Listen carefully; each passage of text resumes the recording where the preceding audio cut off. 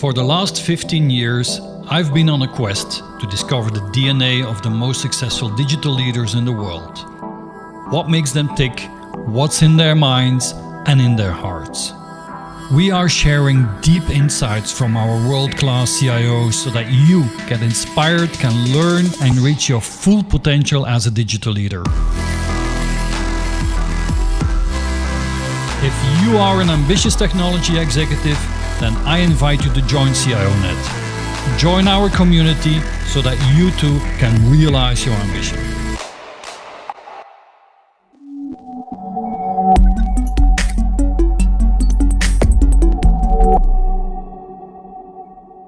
Good afternoon on the East Coast, and welcome to another edition of CIONET Spotlight. I'm Mark Zawacki, and each week we put a digital leader somewhere in the world in the spotlight. Today, I'm delighted to be joined by Michael Smith. He's the Group CIO of Estée Lauder Companies, headquartered in New York City. And Mike's had a long career in technology. I was looking at his background, Michael, to this, and we also, I studied business, but we also had an MIS degree, which for the uninitiated is a business-centric computer science degree. So I suspect we both learned COBOL a very long time ago, but we'll get to that. But Michael had a long career, started out in the automotive industry, spent over 2 decades at Nike in a variety of IT and digital roles, international assignments, including our own, where CIONET is headquartered back in Belgium. I think Michael spent some time there, quite a bit of European experience. And more latterly, in the last 4 or so years, has landed at Estée Lauder Companies. It's a remarkable story. In some ways, Estée Lauder is the American dream. She was a daughter of immigrants, first-generation immigrant, a little bit of a late bloomer as an entrepreneur, but started the company at 40 years old. Today, it's $15 billion in revenue, 150 countries, 50,000 employees, 25 product lines, and Michael's right in the thick of a pretty significant transformation of the ELC, Estée Lauder Companies, into being much more a nimble digital company in light of all kinds of macro level changes going on. So, by the way, I'm reminded of this famous Estée Lauder quote. She was always somebody I admired, and she said, "I never dreamed of success. I just went out and did it." I'm paraphrasing there, but she didn't dream it, she did it. So Michael, without further ado, I'd like to bring you into the conversation. I know I left out some bit of that intro, but please, if you can just for the audience today, introduce yourself a bit further.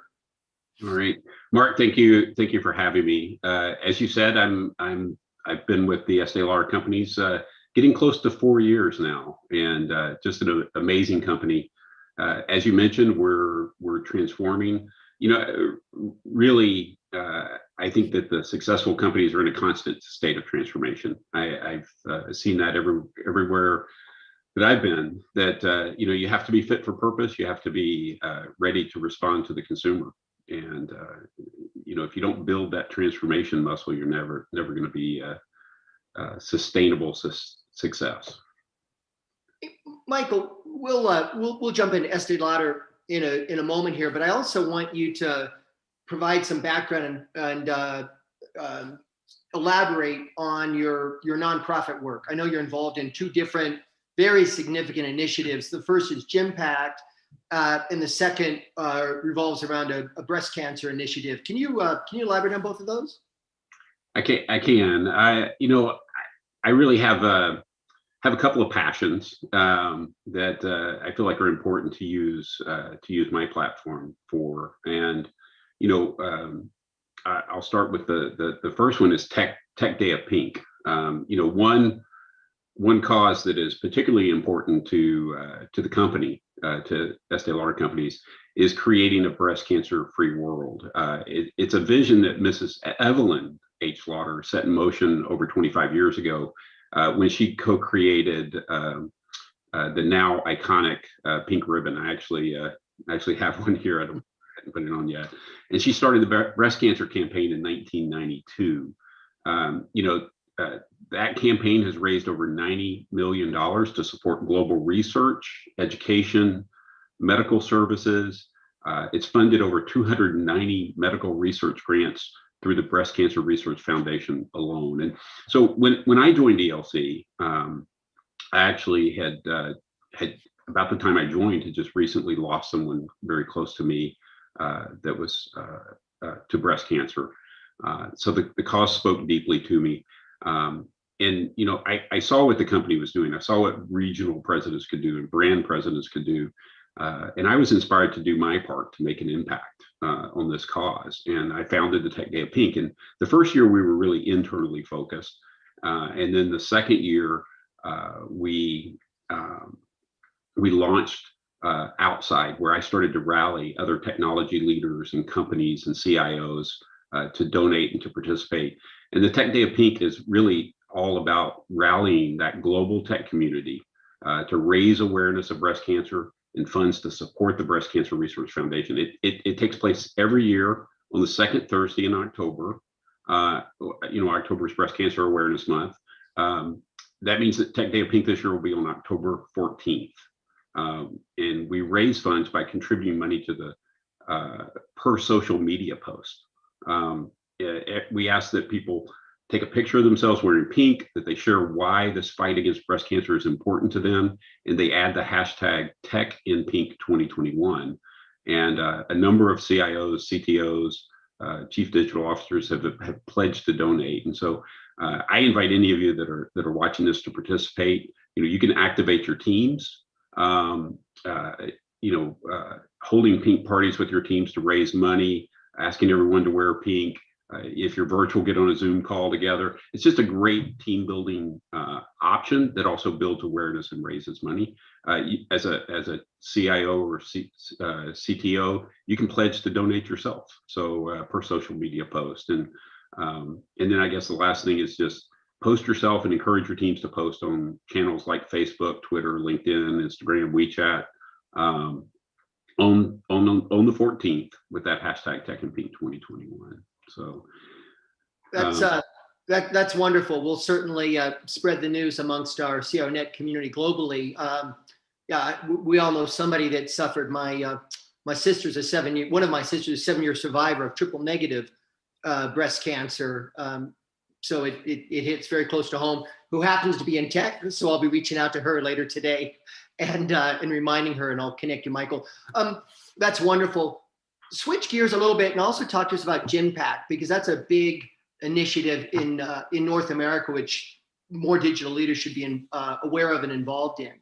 Yeah, Mark, I actually Tech Pact. Sorry. Yeah, Pact is one of our partners. But this past year, this past summer, we were all reminded in very clear ways that racism still exists in the United States and globally. And this is no different in the workplace, especially with the digital divide that occurs early in the pipeline for tech talent. There is a dramatic and harmful underrepresentation of Black and African Americans, Latinx, and women in technology and technology professions, and particularly in leadership, C-level leadership roles across the organization. And to address this, inspired by rallying the community around Tech Day of Pink, I once again tried to rally the community by founding Tech Pact. I invited several other CIOs to create the Tech Pact. It's an organization working to really create a vision and realize a vision where anyone with a passion for technology has an equal opportunity for success, and they have that on a level playing field. And our goal as Tech Pact founders is to start early in the pipeline, focusing on reducing the digital divide and pursuing representative diversity all the way through, so that we have that at all levels of technology. It's a long-term goal. There's a large number of complex and contributing factors that we have to manage, many of which are out of our direct control. But we know we'll be successful if we see meaningful progress year over year in our own organizations as leaders and in our own communities. And then that ultimately across the broader technology industry. We have a website, techpact.org, and I encourage anyone to take the pledge, to take a stand for equal opportunity and creating this vision of anyone that wants a career in technology to be able to pursue that. And so, Michael, I'm always curious, how far back do we have to go to really make that impact in terms of the divide? I've seen research that says, it starts in the US in grade school, right? That girls are smarter, girls are every bit as smart, but yet they're not as aggressive, and the boys sit in the front and raise their hand faster and shout at answers in STEM-like classes, and young girls just punch out and don't play. What's your thought on how far back you have to go to level that playing field and make sure that equal opportunity exists racially and gender-wise and everywhere else? Yeah, and economic divides and geographic divides. Sure. Yeah, it's we've taken what we are beginning to take. I mean, obviously we launched in October, but we're taking a cradle to career approach, where we really are going back to elementary education and making sure that people have access to technology that they need, to the education that they need. And we're doing this through connecting other partners. There are a lot of organizations out there that are working on things like this, and part of our role is to be a force multiplier. Part of our role is to connect CIOs and companies and CTOs that want to make a difference with those organizations. But it does start very early. I was one of the programs that we have at the Estée Lauder Companies is a reverse mentor program, where we learn from people of a different generation, and they actually mentor us so that we stay close to consumers. I was talking to my reverse mentor specifically about the digital divide earlier this week, and she was really making the point that where companies need to focus and corporations and communities need to focus is in these after-school programs. That's really where there's a great opportunity to start to engage youth in a very early stage, and to supplement what's available. That's great. Again, I wanted to touch on Tech Pack and also Tech Day of Pink. So I'm really glad we had the opportunity to open both of those up. And please reach out to Michael or me if you want more information on either. But those are wonderful initiatives. And on behalf of the CIOs and the tech community globally, thank you, Michael, for your efforts on both of those initiatives and starting them. Let's switch gears to ELC. You came in 4 years ago. In part, the digital conversation had started, and you had a 20+ year career at Nike doing similar things in retail and CPG. What was that, in the last year or two, what was in place that really helped you, already in progress at ELC, that really helped you transition through 2020? Yeah, it's from a standpoint of pivoting to be able to deal with the pandemic, which no one would have predicted a pandemic, but we actually had the prior 2 years we had spent quite a bit of time moving ourselves to the cloud, building new digital tools, and we built capabilities all the way across from manufacturing through our creative to our online presence that did allow us to pivot very quickly. What I found was as we moved office workers into to a fully remote environment, the biggest thing was education. And in the week or so leading up to the decision to move remote, we did literally thousands and thousands of high touch individual training sessions on how to use the tools that we had available for collaboration. And I think that was a big part of our success, is we didn't just send people out, we really adopted what is a big part of our culture, which is high touch service, that one-to-one connection. And we leveraged that in making sure that we had educated all of our employees around the world.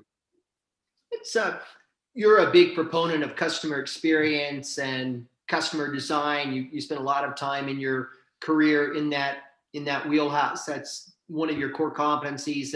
For people that know you, where let's touch on that. Where do companies get it right, and where do you think companies get it wrong? I just saw somebody online this morning, a good personal friend on social media, very well known in social media circles, and she had complained being 5 hours on the phone with a well-known airline. And I was just astonished. But where do you think companies get CX and customer experience and customer centricity right? And where do you think that it's just language and fluff, and maybe the rubber doesn't meet the road? Yeah, it's basically growing up inside of Nike. It did give me a firsthand view of what it means to be truly consumer centric and really focused. In the case of Nike, really focused on the athlete. But oh, by the way, if you have a body, you are an athlete. So, but really being focused on that athlete, and going down to the nth degree of understanding what they experience, really getting in their shoes. I mean, the market research that would be done working with individual athletes, not just, and by the way, not just the star athletes you see in the NBA or the English Premier League or La Liga, but also just student athletes in high schools around the world, to really understand what do they need to perform. And it leads us to a place where with that level of understanding and empathy, really, you start to identify needs that sometimes people don't even know what that need is, right? It's the great companies, the great innovative companies, the Apples, the Nikes, the Estée Lauder Companies, we could list them, that they often deliver products and services that people don't even know that they need yet. And I think that sense of just being relentless on understanding the consumer is and what they need, and that means talking to the consumer. It means listening to the consumer, but not just through the feedback you get on the website or the feedback you get through some survey, but really being there and on the ground and talking to them. And I mean that at all levels of the organization. That means putting senior executives on the floor. One of the other great companies that I had the privilege of working for is very early in my career, but is AutoZone, and they require their executives to work in the store 1 week every quarter, and so they're on the floor, on the ground, and that's how they stay in touch with the consumer. I think there's stories like that at Amazon and at Southwest and elsewhere. I think Southwest CEO Herb Kelleher used to make execs sit in the call center and book reservations a week a year, I think was his analogy. Not a conversation entirely today about Nike. It's part of your heritage. Certainly Phil Knight was, I believe he was a college runner, and Blue Ribbon Sports, the predecessor to Nike, he was importing shoes, and it was a Stanford MBA project, if I recall. But you're touching on something when I'm reminded of this other conversation today. You never mentioned MBAs or accountants in all of this, but how do you get the senior leaders that aren't close to the business to do that? And these types of reverse mentoring programs, these types of initiatives that shove people into unfamiliar territory that's close to the customer, it sounds like you're just a big proponent of, and you can't do enough of that, I suppose. No, you cannot. I think reverse mentoring is a great example of beautiful idea created by our CEO Fabrizio Freda, and it's a great way for people that are maybe not as close to stay closer, working at counters, but we have with the influx of data that we capture these days, and whether it's through social selling tools, social media, all the different tools that we have today, really driving your analytics, and focusing reporting those analytics, those insights on the consumer and what the consumer needs and what you're seeing across the board is makes it much easier to do this for those folks that are slightly removed. But you can look at the data and you can look at the analytics, and we're living in a different world. There's many different ways to understand what the consumer is missing, that we didn't have 20 years ago. And Michael, just one last question on CX. How does that change? Because it looks like from public information, it looks like you're going to change your posture from less of a retail business and more of a digital business. And so the obvious question is, how do you stay in touch with your customers if you're not face to face in the counter and inside of a Saks Fifth Avenue or Long Avenue of the Americas or wherever your retail footprint is? But when that goes to digital, how does that posturing change with trying to understand customer needs and, launching new products and services they may not even know they need yet? Again, not looking for any specifics that are company proprietary, but just how should we all think about holding that problem? Yeah. You talk about shifting to less brick and mortar and more digital. The great companies go where the consumer goes. If you're truly consumer centric, you're going to be where the consumer is. Consumer is clearly making that shift to digital. COVID rapidly accelerated that, and it rapidly accelerated it across all age groups, right? Maybe some of our ageless consumers that previously didn't shop digital were forced to shop digital, and we believe that this is a more permanent shift and change. And so how brands utilize technology it's more pivotal than it's ever been in driving our growth strategy. And so we've developed internally just new ways of working to ensure we're driving the best omni consumer experience. That includes creating cross-functional teams that are inclusive of IT, our online business partners, our brands and marketing, that are responsible for coming up with and developing and identifying, using data and analytics, using real life conversations and anecdotes to create these new and enhanced and compelling consumer experiences. And from there, that's where our tech leads. As you mentioned, we have 25 plus brands. We collaborate then with those brands, with regional leadership, to make sure that we're executing on experiences that are truly authentic and they're unique to that brand, and aligned to the overall consumer experience that we want across our prestige beauty brands. This has really provided us with an opportunity to create new, highly personalized consumer experiences across mobile, digital, and even in store. Which is these digital experiences are important because in today's world, physical testing, trying on products either isn't available, or when it is, the consumer mindset around that has changed. And so, but digital is at the center of the majority of our consumer experiences and our interactions today. That wasn't the case 5, 6, 7 years ago. We were already moving there. We already had made large investments in things like clinical reality for Clinique and virtual try-on across many of our brands and social selling. And it's a shift that we were in front of and certainly has been accelerated. That's great. Let's look forward a bit into the remainder of 21 and 2022. Every pundit is out there talking about the future of work and hybrid or not. Manhattan's coming back. It's coming online fast. I saw where, 1 July, everything's normal per the mayor, but now he's saying late May, Summer's here, it's warming up. Where does ELC net out?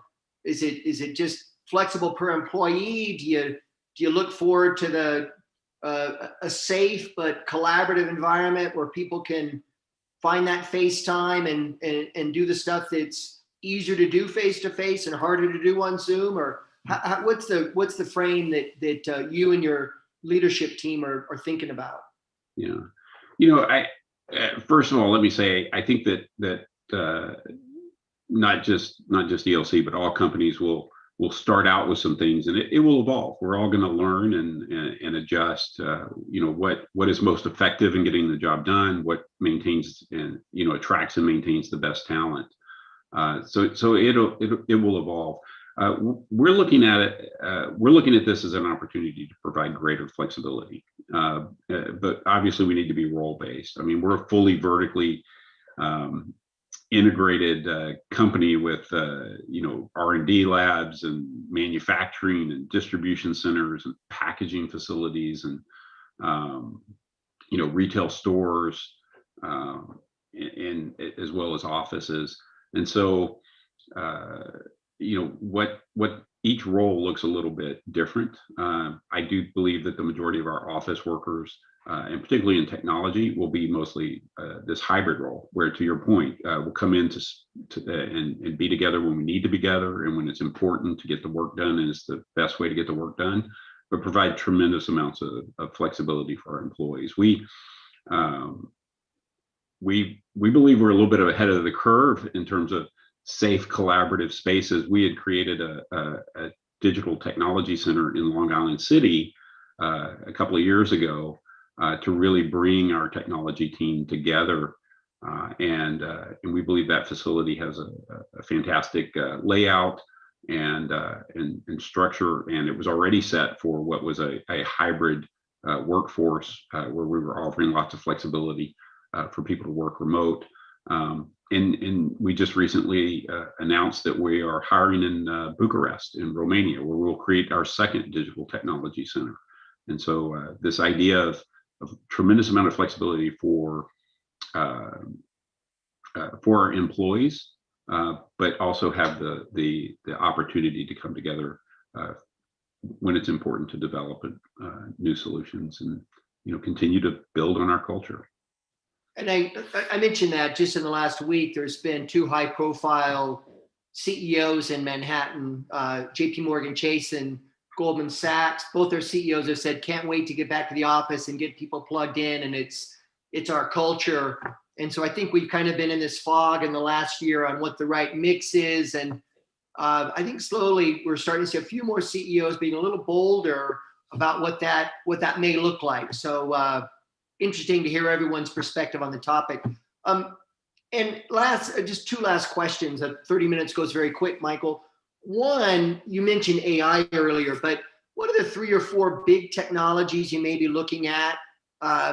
Maybe it's AI, maybe it's cyber, given your big e-commerce and digital footprint. Maybe it's VR, given the CX conversation we already had. But again, without getting too specific on trade secrets, are there 2 or 3 things that you're really keeping a big eye on in the next couple of years? Absolutely. I mean, you mentioned cybersecurity investments. I think any CIO, frankly, any CEO that's not looking at cybersecurity in this world, I mean, this day and age, is making a huge mistake. It goes to follow that as all of our processes and our world around us becomes more digital, that's where the bad actors will play. And so obviously a continued focus area. But we're leveraging artificial intelligence in many ways. We can from tying artificial intelligence with augmented reality to drive and actually learn from each engagement how to be better at driving that virtual try-on. We are looking at augmented reality across the board, even for the employee experience. For working in our manufacturing facilities, we've deployed AR so that we can have fewer, during COVID, so that we could have fewer people in the facility, and people could work remotely using and other things. So I think that's going to continue to be a huge evolving technology for us in many, many ways, both consumer and employee experience. Obviously, AI, I mentioned AI, but I would say also AI just as it relates to driving new consumer insights and leveraging it as we, as companies in general, have access to more data because more things are digitally connected. That ability to pull insights and drive personalization in a new safe and respectable way that respects privacy and respects the consumer is something that I believe is going to be table stakes in the very near future. Great. And Michael, last question, just to wrap up on, what's the one tool, technique, thing in your pocket, but you've been successful, and I know you got a tool, technique, or a process, but something that is your go-to that you'd like to share with other digital leaders today that they may not be aware of, or they can learn from you in the success you've had as a digital leader? Yeah, I obviously a number of kind of tools and processes and things we think about, but for me, I really want to talk about a philosophy. My father actually passed away last week, and he was a great leader. He taught me a lot of things about leadership, mostly from my observation of him. And I think the philosophy or the practice that I saw the most was that he always led with integrity and love. And that sounds soft, and you don't hear the word love very often. We need to, because we hear a lot about hate and division. But it really affords you three things, I believe, as a leader. The first is it ensures you're going to do the right thing. You're going to make decisions and take actions that allow you to live with yourself, to sleep at night, not just in that current situation, but for days and years to go. Second thing is you're always going to operate with empathy. And we just talked about earlier about innovation and empathy being at the core of innovation. I believe all great innovation starts with empathy. It's about understanding somebody else's unmet needs. The third thing that it affords you, and this may be the most applicable to your question, which is it affords you relationships and loyalty. One of the other things my father taught me was always surround yourself with people that are smarter and better than you. The bigger the opportunity, the grander the vision, the bigger the challenge, the less likely it is that you're going to be able to solve it yourself, and you're going to need help. And those relationships and that loyalty and that ability to bring people together to run to a wall and tackle anything or achieve anything, there's a lot of merit in fearless leadership. But what I can tell you is that I never have fear, because I know that there is an army, a multitude of people that have my back and I have their back, and it lets you be bold. Michael, that's wonderful. My condolences on your father. What a wonderful way to end the half hour and honor him, and that's really meaningful to phrase that in such a personal way. So thank you. Time went very quick. We really enjoyed you making time for CIONET on behalf of our 10,000 members in 25 countries. Thank you so much. We'll certainly get the word out for Tech Pact and Tech Day in Pink. But again, thank you so much. Enjoy the rest of your week. Everyone else, see you same time next week. We've got a full agenda, at least the next 6 or 8 weeks. Everything's fully scheduled through, looks like June now. So across industries, we'll have lots of different variety of interviewers. Thank you so much, Michael, and success the rest of your day, everyone. All right. Thank you, Bart. Thanks.